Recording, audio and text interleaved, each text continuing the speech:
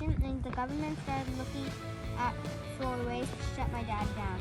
At first, the inspectors came and tried to get him on a cleaning list and health code violations. Clearly, they had never heard of the Swifts. That failed dismally.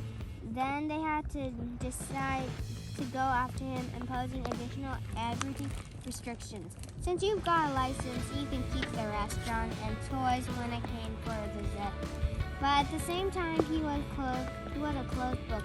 We talk about the food he was making, talking about the F5, F1 racing we'd walk. Every now and then, he'd drop a tidbit of information about a place he visited or his steakhouse.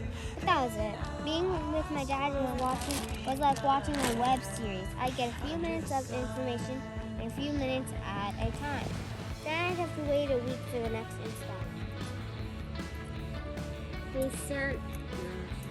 The employment rate, technically speaking, was lower in South Africa during apartheid, which makes sense. There was slavery. That how never was employed. When democracy came, everyone had to be paid a minimum wage. The cost of labor went up, and suddenly millions of people were out of work. The unemployment rate for young black men post-apartheid shot up, sometimes as high as 50%. What happens to a lot of guys if they finish high school and can't find university? Or even little retail jobs can be hard to come by when you're from the home. Look and talk a certain way, so for many